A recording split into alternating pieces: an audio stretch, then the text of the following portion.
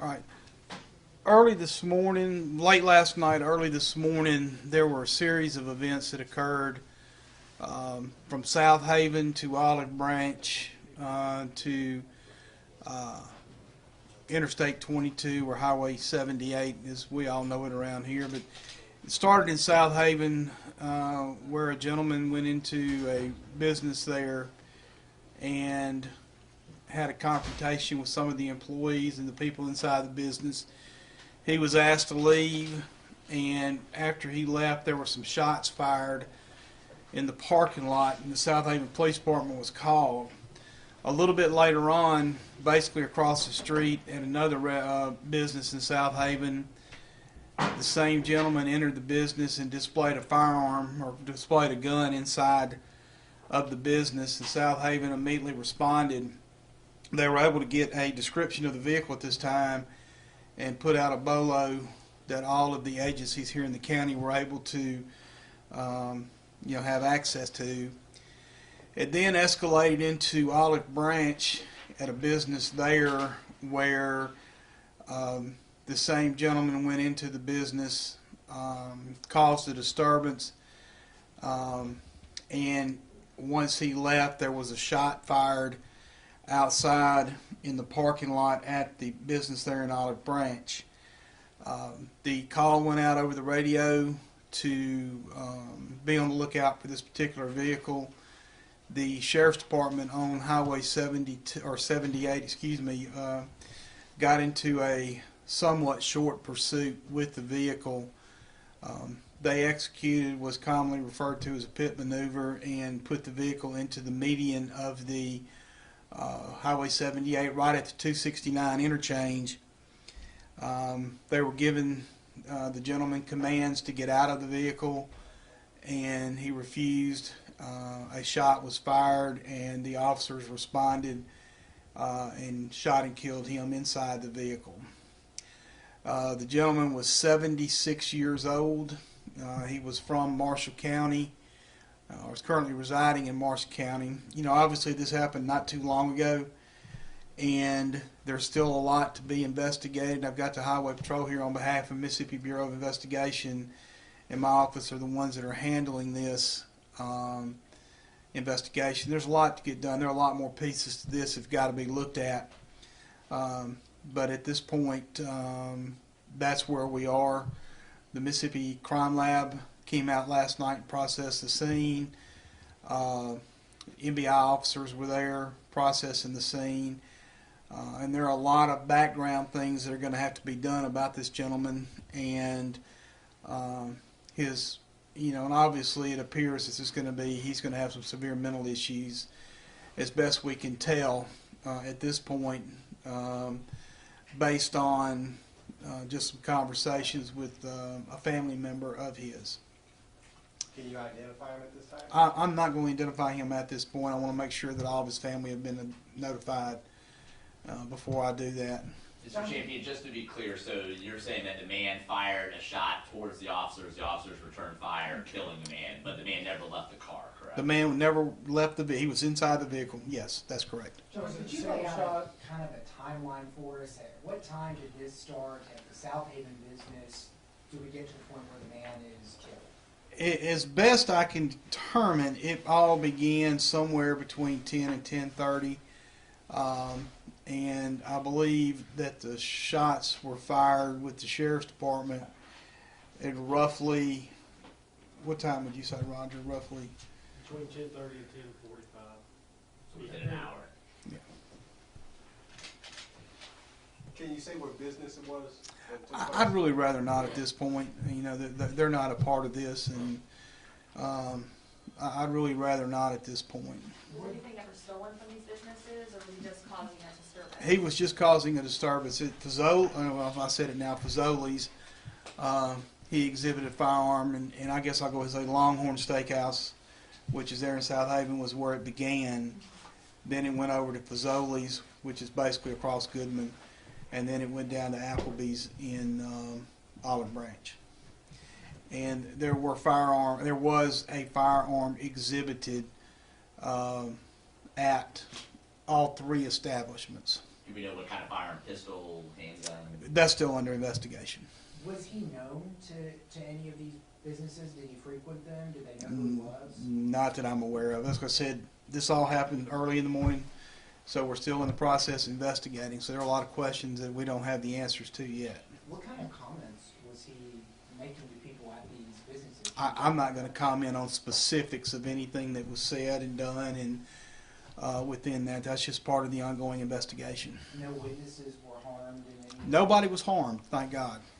Nobody was harmed, and you know, I hate it for this gentleman, you know, that he had to lose his life, but you know, these days and times now, when you fire a shot at the officers, unfortunately, you're probably going to get fired back upon, and that's what happened here. John, can you share what his family told you about his mental history or circumstances? You know, that's still under investigation. It was part of the notification that was made, and you know, we have learned, or beginning to learn, that he did have somewhat of a significant mental. We know he was a veteran, and we know that he did have significant mental issues. So did he purchase the weapon? I'm not commenting on that right now. This is still all very early. Was it DeSoto County Sheriff's deputies that fired the shots? Yes. I assume in an investigation like this, it sounds like you all have a large amount of witnesses to talk to, because it sounds like you went in, as you said, multiple businesses. Is there a ballpark of how many folks witnessed everything that took place and how many you need to talk to? I couldn't begin. I know that at Longhorns, it was basically standing room only. I don't know how many that's part of South Haven's assisting NBI in this. Then, you know, we get to the Fazoli's part of it. I don't know at this point how many witnesses were there. I'm sure there were going to be a significant number. As I understand, Applebee's was very busy in Olive Branch. So, you know, it's just a lot of people that got to be talked to, and that's just the beginning process of where we are now. Did the family indicate that there had been a trigger or any significant event that would have caused You're getting the cart way before the horse. We haven't got that. The family is not local. The family's out in California. You mentioned the deputies were involved in the fatal incident. Were there Olive Branch police who were assisting, or was this deputies only? As I understand it, was deputies only. How many, was it a single shot that he fired at the officers? Was it multiple shots? Or? From the videos I've looked at, it appears to be one. And how many deputies are on leave? How many deputies are on leave? 7. Did all 7 fire shots? Yes, ma'am. Is this on body camera? Any type of or car video? We don't have body cameras. But you do have car. We have car video. So that is captured. Yes. Can we get a copy? That's some of, no. Okay. What does it say just about how a Sunday night on a holiday week and no night is normal, no night is routine? What does it say about You know, just I'll look at what happened nationwide yesterday. You got the gentleman that opened fire in the church. You've got the gentleman that went into the Jewish rabbi's residence in New York. I believe it was in New York, and you know, this is the time of year for celebrating and being with family, not for things like this. So, you know, I don't know what it tells us. It tells us in 26 years that I've been doing this that the world has changed. Any idea on the timeline moving forward for clarity in the investigation? None whatsoever. I'm going to let NBI do what they do. The Highway Patrol investigators, or the NBI, will handle all of this. DeSoto County will, you know, do whatever they need to do as far as assisting NBI, South Haven, Olive Branch. There's just a lot of pieces of the puzzle to be put together, and for us to look at, you know, in the near future. I would like to think, hopefully by the end of January, we'll have a real clear picture of what happened, but I can't say that. And will the NBI be leading the investigation and other agencies will be assisting or providing information for their investigation? Typically, NBI is an assisting agency, except in the cases of officer-involved shootings, where they do tend to take the lead on that. their agents will coordinate with the other agencies here in the county to get their assistance. But the main part of it will be done by them, and they'll obviously be confirmed with me along the way, and just to make sure that we're all on the same page. Is it similar to Shelby County where the TDI will present their findings to you, the district attorney, and you'll decide whether any charges will be filed?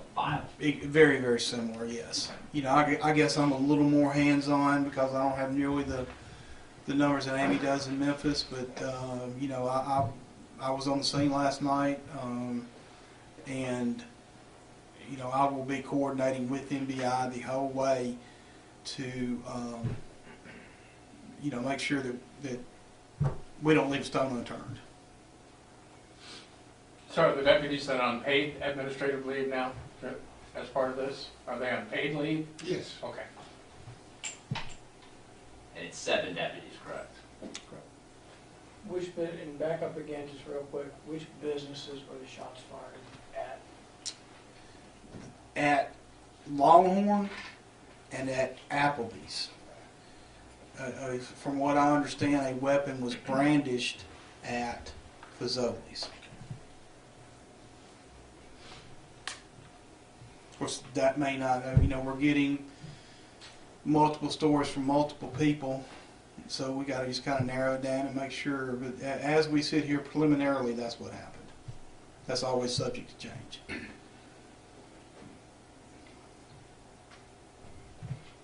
Any questions for MHP or MBI or the sheriff? Is this the first officer involved shooting in DeSoto County since the Walmart shooting in July? I believe so.